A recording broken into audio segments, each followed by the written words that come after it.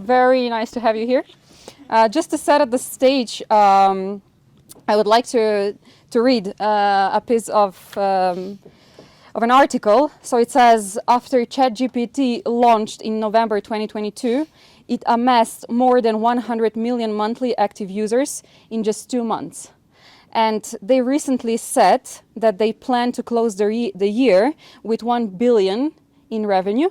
And they also but I think Microsoft has been investing quite heavily as well, which will also happen to help with distribution of ChatGPT and AI. Why do you think this is happening at such pace? Because, tech is there's always something fun in tech.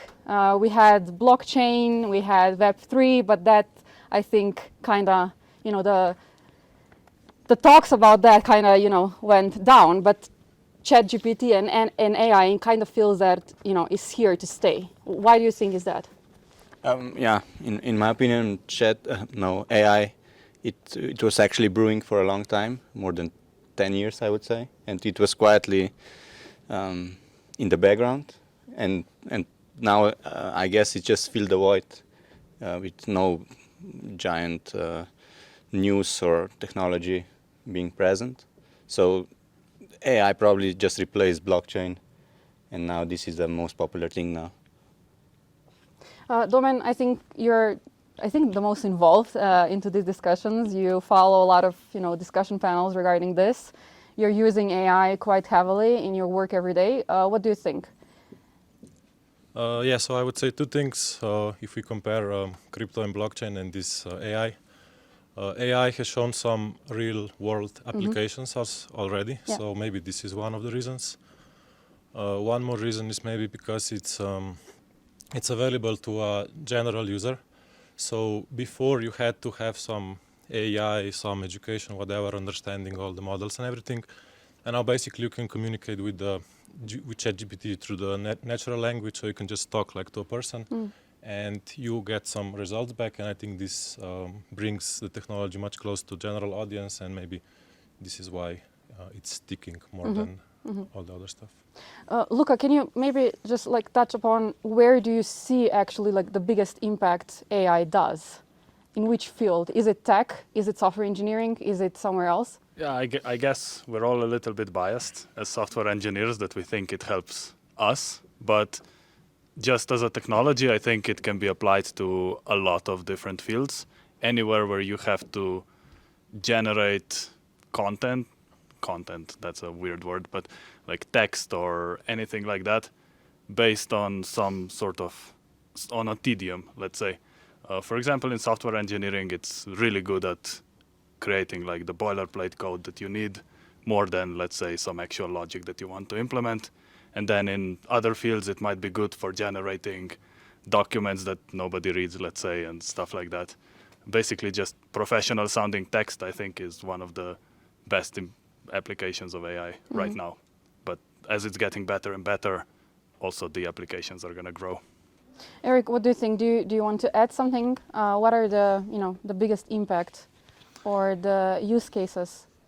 Yeah, so you mentioned a lot of things already, but the biggest use cases are just everyday work. But here you are the driver, so you have to be careful how you use it, because if you're only gaining some data from it without, constructing a useful information, then it can be just something that's not very, how can I say, very useful in everyday work. But you have to be careful. For example, generating emails and text can be very vague sometimes. Because I think AI is a set of instructions.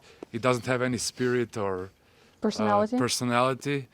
I don't know, probably things are changing now, but the time that we reach now, it's a little bit soulless, I can say, but it can cover a lot of repetitive work. Do you use it in your everyday work? Yeah, of course. Mostly for what? For generating mock data for unit tests, for transforming JSON data into other formats, very useful. And sometimes just instead of Googling and going to the documentation, it can be useful because it provides also the examples of how to use the specific technology. Matej, have you been using AI previously? So basically before ChatGPT, have you been using other tools that are somehow AI driven in your everyday work, especially when it comes to software engineering? Yeah, I have not really AI, but more machine learning. So at 2017, I started working with studying different machine learning techniques, and that's when I first came with the term AI.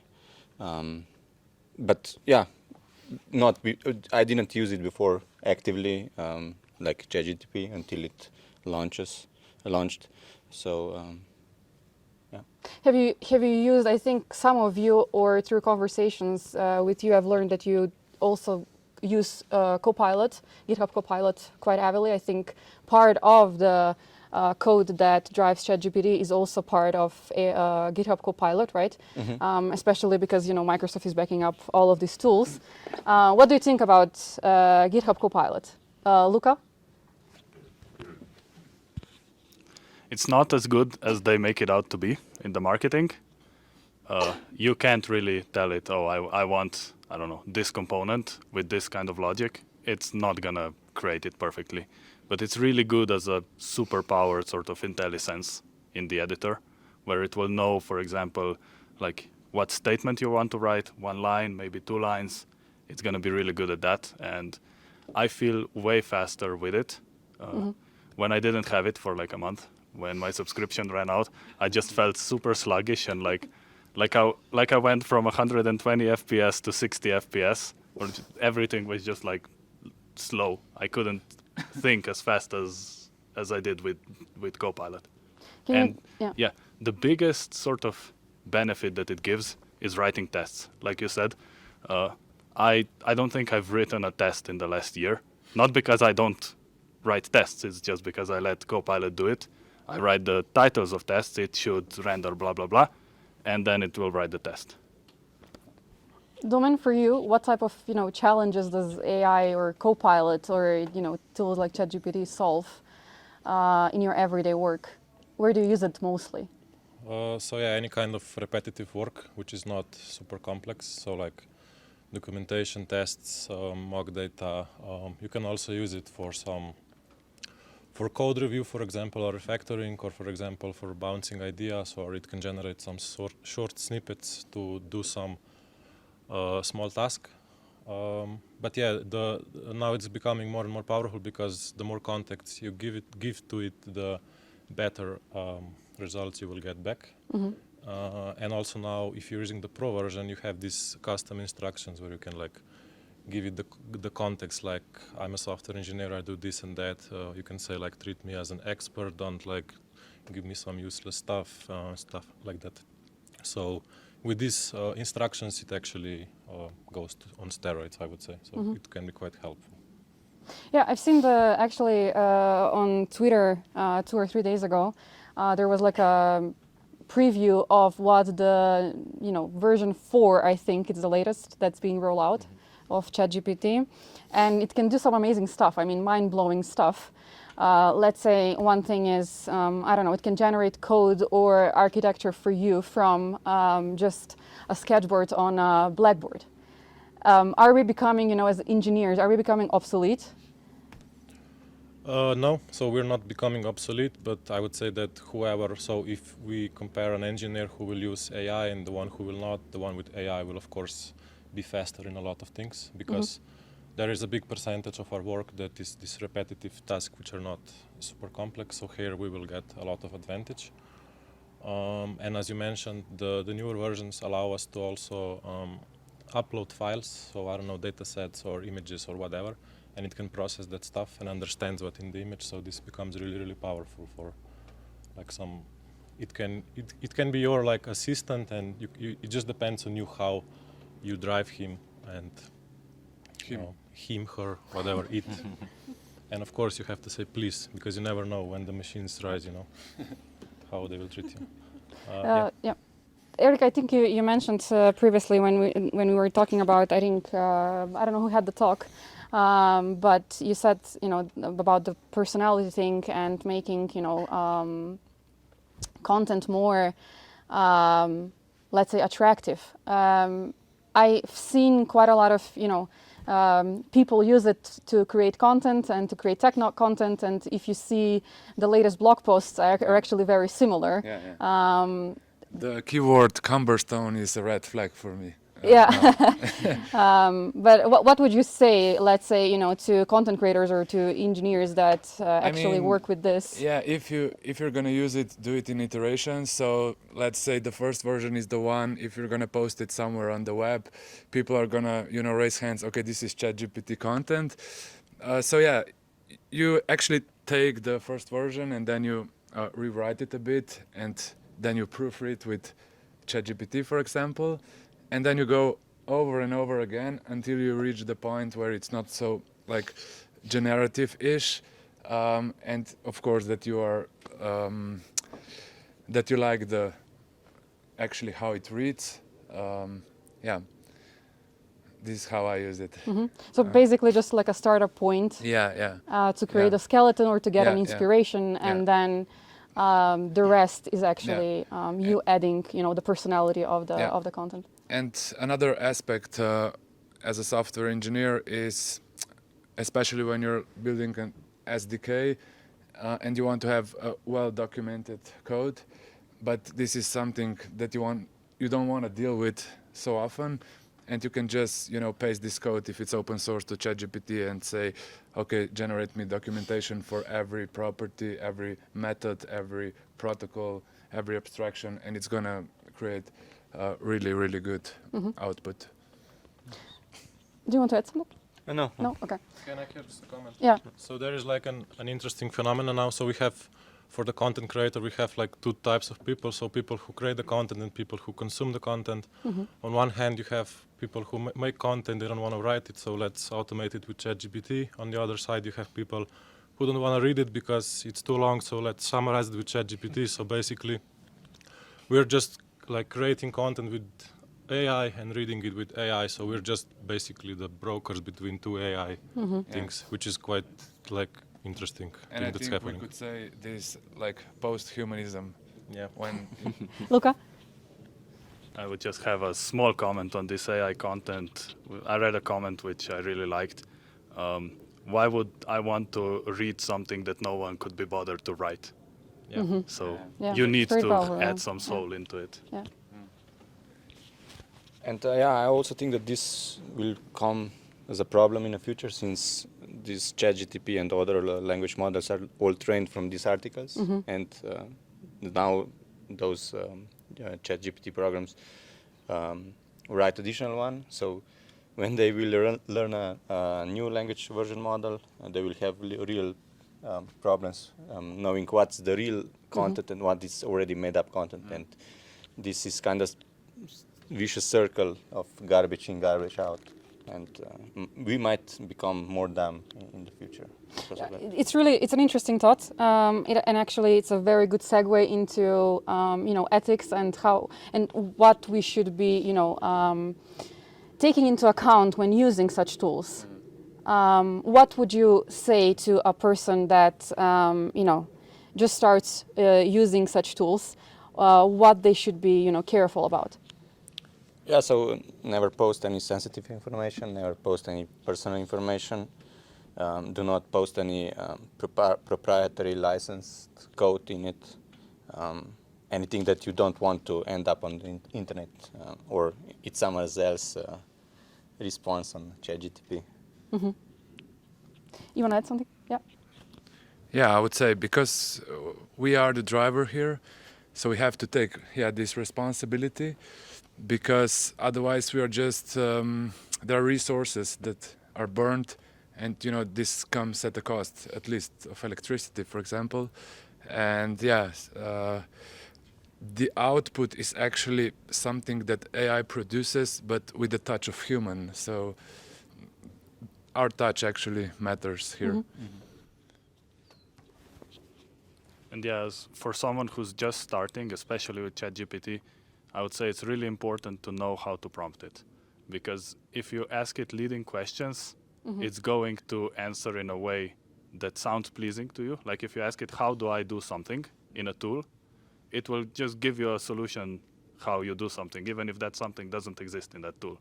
So you should ask it questions like, can I do this with this first? And then it will say no, and you can move on. Or ask it, what is a way that I can do this?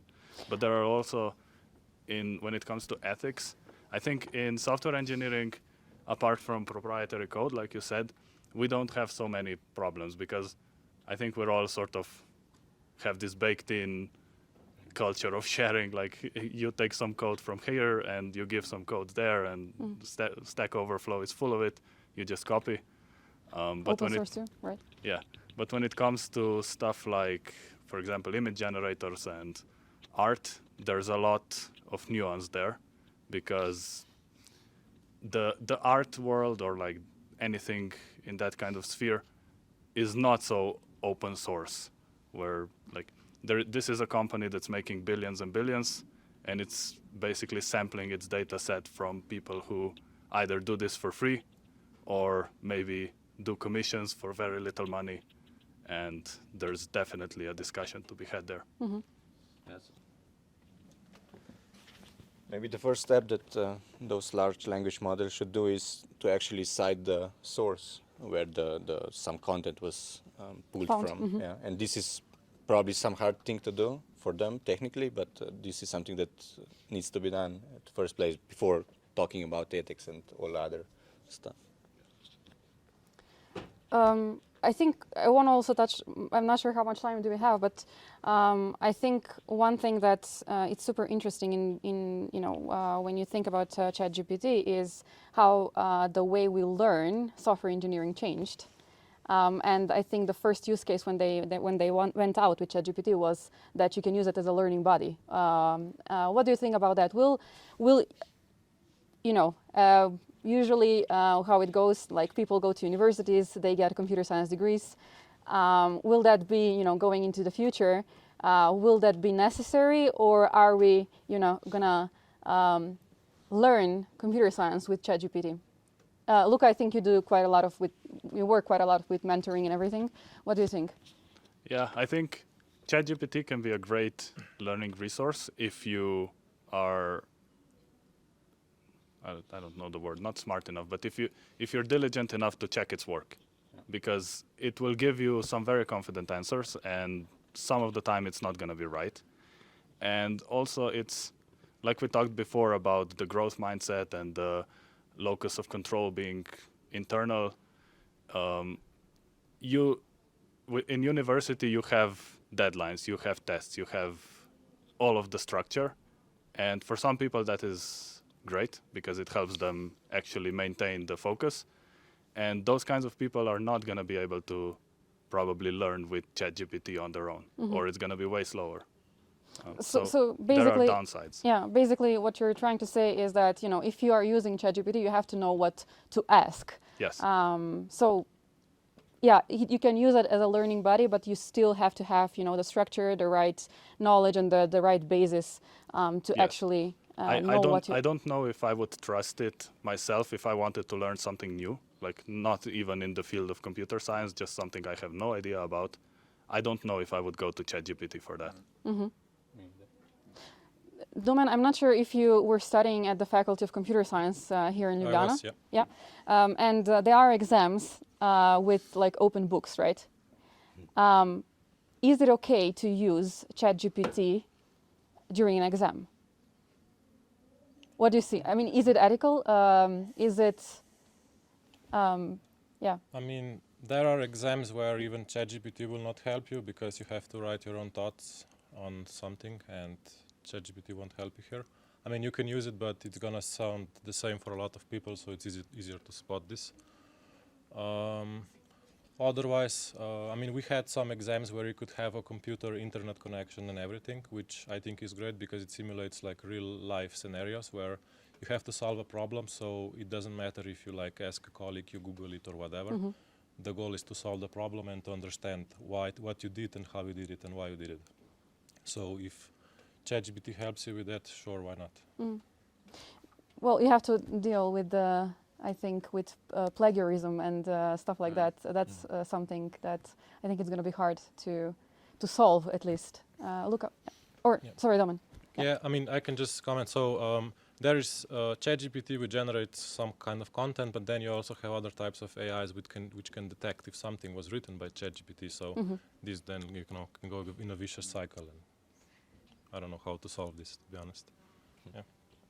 Yeah, and if we circle back to the university test question, I think it really depends on the subject, because there are some subjects where you need to actually understand what's happening. For example, I don't know, algorithms and data structures, those kinds of subjects. I would expect there not to be ChatGPT in tests there, because it defeats the purpose. But when there's, for example, when you're doing projects on your own, then I don't see a problem with using ChatGPT, because, like Domen said, it simulates what you're going to do at work. I think some universities, I think especially the technical university of I think in Lausanne, they actually started using ChatGPT at exams, which is quite interesting. I'm not sure if it's happening very soon in Slovenia, but yeah, I think yeah. Just a short comment. So in Slovenia, recently they launched this, if you know Astra, they launched like an AI assistant, which I think is a great thing, because the idea is to have like an assistant which uses ChatGPT in a way under the hood. They have some top layer as well, but it aims to have a personal teacher for whatever subject, which is not will not tire, will not get mad at you, is actually affordable or cheap and always available, so it can actually help with education in a large scale. Yeah, that's a very good point, actually, that it cannot lose patience and it will constantly try to help you. Yeah, and it adapts to your level of knowledge, so if you go faster, it will go faster, if you go slower, it goes slower, and then actually it asks you stuff and it checks if you really understand what you're learning, and then you progress at the speed that you're comfortable with. Yeah, I think like those structured AI products like this one that Domen mentioned are the way to go for faculties and schools, because you don't want to have everything open there, but you want to have some kind of a guidance with the help of an AI. But if I refer to, let's say, University of Ljubljana and Faculty of Computer Science, even when I was there, so there was internet, but we were still, drawing or actually writing algorithms on the paper in the exams. So I think when you start in this field, this makes sense. But when you're in the later stages of the studies, it's actually better to simulate the real world problems situation. Yeah, but on the other hand, also some elementary school kids will use it probably, and I have some concerns here, since in the early schools you also taught of how to discover data, how to have patience in larger brain capacity. I don't know official term, but with these things you will get instant results, and you will always rely that you get instant results, and this is something that we don't want to learn or teach our kids to. You have answers here, just look at here. You need to find it, or at least do some research or do some work to get it. It kind of puts you in a fixed mindset, right? Yeah. And we have to be careful with that. I think we have to be careful how you use it. You can really quickly get spoiled and just rely on the technology, but it won't be always there for you. Yeah, I completely agree. I mean, I would refer here to learning a new language. So yeah, you have let's say Duolingo, when you just type and insert some fields. Yeah, it's okay, but it's not like a real world situation. Instead of this, it's better to actually talk to some person that speaks this language. But instead of this, you could talk to AI, and this would be like an AI with boundaries, focused boundaries for the thing you want to achieve. it's a very good discussion because I think we always circle back to that human thing, to the human touch, to the personality touch, which I think it's quite optimistic to hear, because we've been hearing these very pessimistic views of how AI will, end the world and humans will not exist and so on. So it's a very I'm happy in which direction this panel is going, because it's a very optimistic one. For the end, I want to focus a bit on doing, let's say, technical interviews, because Tommy gave me this idea, actually, Tommy, that leads our Stockholm office. And he's also an interim talent manager. And I was just talking to Matej that we had, like, a couple of days ago, we had a candidate that actually came to a tech chat and solve everything using ChatGPT. And they were very open about it, saying that, this is how I work. And I don't need to understand how this thing works to create value for you, for the client, and so on. Is this something that you see happening more and more in the future? Sorry, was this a take-home test or like yes. a live? Yeah. Is this something that you see happening more and more in the future? Will we, switch into that type of working? Will this be enough for some of our clients? Matej, I'm going to start with you. I guess not. You always need, at least in our business, you always need an expert that you can rely on. And ChatGPT is not that expert. But I haven't made my mind yet.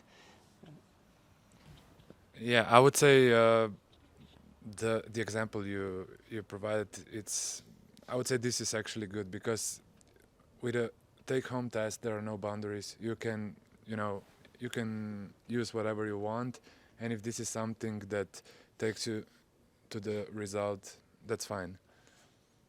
Do you think in every situation? No, not in every situation, but yeah. It will be good enough for some situations. I mean, the expectation of the take-home test is like the result, the solved problem, and this candidate actually solved the problem. So yeah. So we should hire him, huh? No, I'm just. I don't know. There are usually different steps Yeah. before and after. So, but at this stage of the interview, he was good, or she was good. He solved the problem. Yeah, right? he solved the problem. I'm gonna give like the answer. It depends. So The most senior one. yeah, so it depends.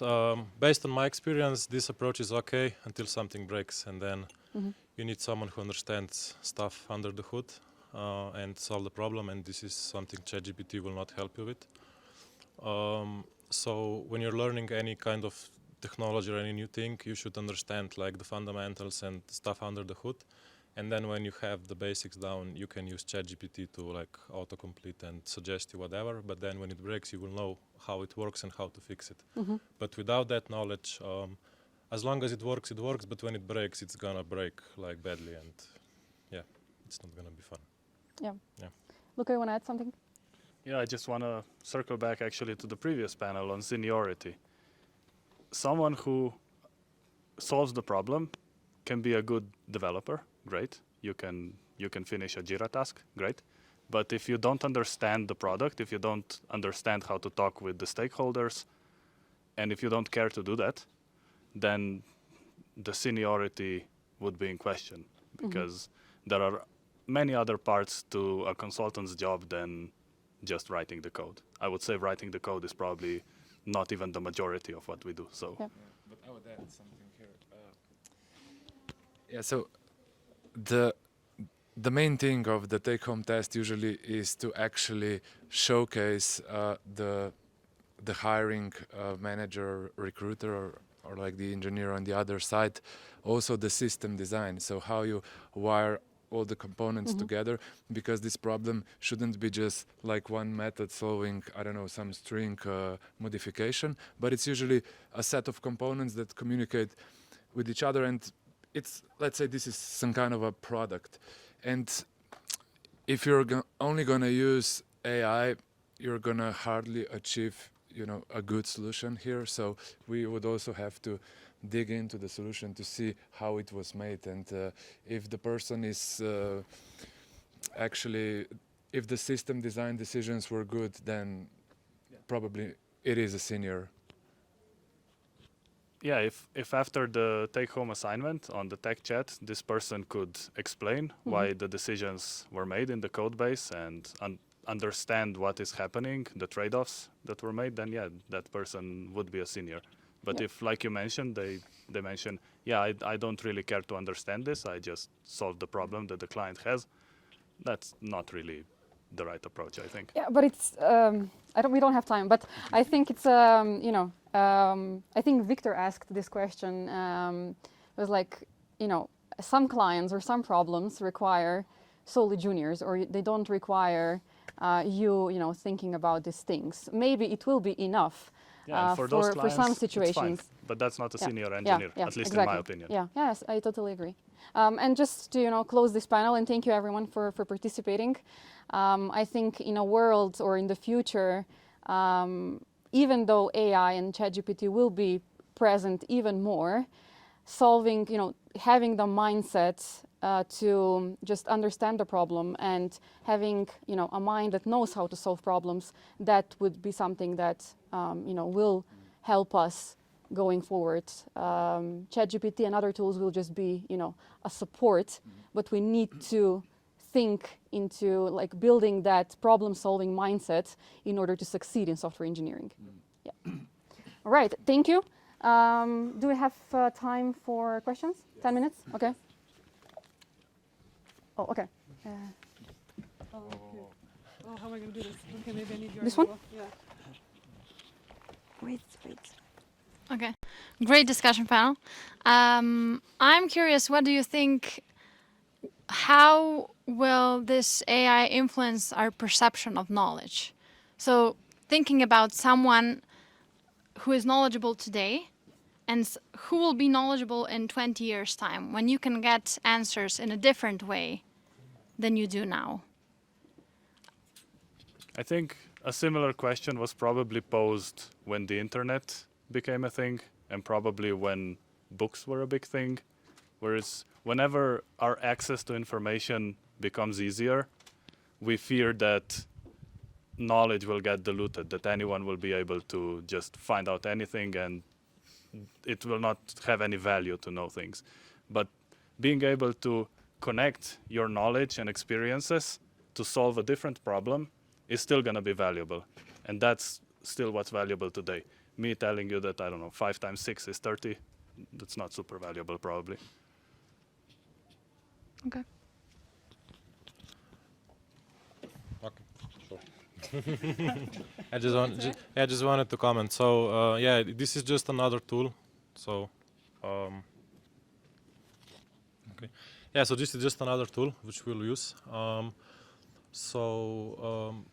We will still need our growth mindset and we will need our critical thinking to apply it as we do now. So I don't think this will change. It will just give us like faster iterations of what we're doing and better access to like data. So yeah, there hasn't been any such tool that could scan 10,000 articles at once and give you exact answer. So this is a great tool that the ones that will know how to use it will really benefit from. I wanted to ask, they say that AI is changing all of the roles, right? So now you have to do more to be in a certain role because the basics AI can do for you. What did already change or you think will change for your roles, let's say senior developer, engineer, talking about semantics now, is it just the speed, like how fast you read things because you use AI, or is it something else next to it? Maybe I can start. So the senior engineer, in my opinion, would also need to know how to prompt those large language models, how to get the best results out of it. It's not just enough to write something out and expect something to return. So to learn that, to learn how to format the question correctly is the key. Yeah, and speed is also related to number of people working on the project. Maybe it's gonna reduce the number of roles needed for the job. Yeah, and of course the way we are working, probably some kind of a tool similar to Copilot is gonna become standard at some point. Yeah, I agree. So just it depends. It gives you like a, let's say, a personal assistant or more assistants or some workforce you can utilize and be more productive in a lot of different scenarios. So it really depends on the person, how well you utilize it. So again, critical thinking, resourcefulness, it's key here to efficiently use it. Yeah, and if I look at my role, what I do at the client right now, I would guess that in the future, as AI gets better and better, I will write less code myself, and I will spend more time designing the system.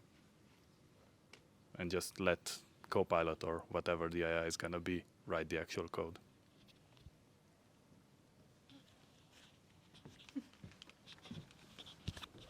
Yeah, I'm not sure if we covered that, but maybe once again. What do you see as the greatest challenge or the dangers that AI possess in the future? So what do you see? What could be the biggest challenge there? Yeah, I think, like Matej said somewhere at the beginning, it's giving access to this kind of access to information to kids that are too young, where they will develop this kind of fixed mindset that just go to ChatGPT and it will tell you the answers. I think that's a danger for our future generations. I don't think about right now, probably the ethics of it. Yeah, I agree. So the problem is gonna be relying too much on the tool itself. So just blindlessly following whatever it gives you back, and then if for some reason you don't have access to it, you are like completely cannot do anything. So this is some pitfall you can fall into, which you should be aware. Yeah, and like when you rely on one tool or a type of tool from a private company or from a government, then you fall into the risk of being manipulated by that tool. So, again. Sorry, can I add to that? But you're talking about trusting one tool and like blindly following it. Isn't that basically internet right now? Yeah. You have to fact check everything. You have to read more sources. How is that problem different from what we have now with internet?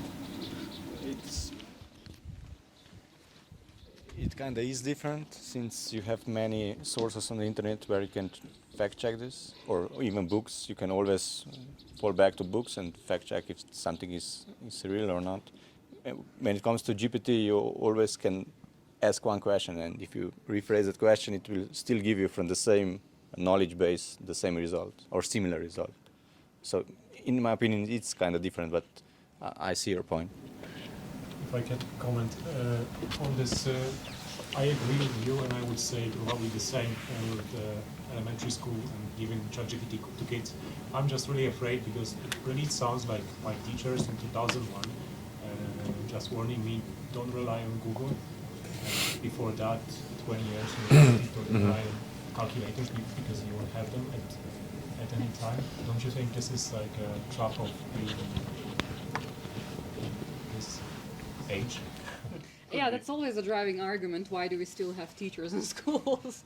Like someone has to tell you actually what's right and wrong, and you cannot just rely on the internet. On what it turned out not to be that right.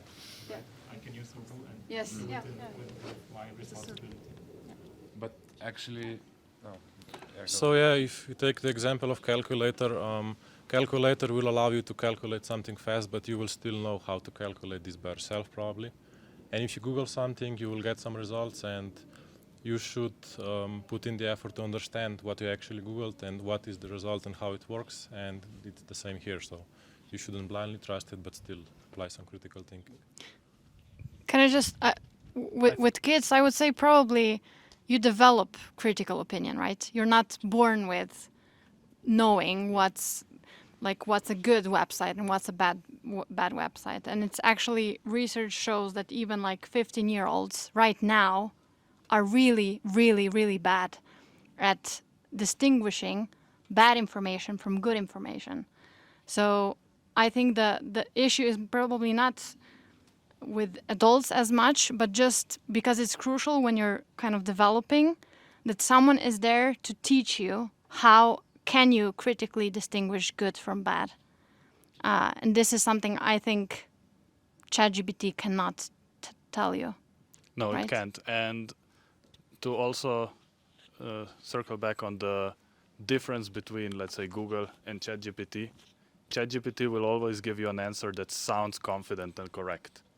And you have to have a higher level of critical thinking skills to actually distinguish that it's wrong.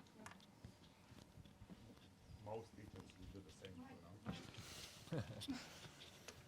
I mean, getting confident answers is sort of the same from the current year or the previous year of 5 years ago or 10 years ago, right? I don't think this is a difference. It's still, I think it's more of a leveling the playing field in the sense of more people get access to information. You still have all the problems that we've talked about are the same regardless of the source.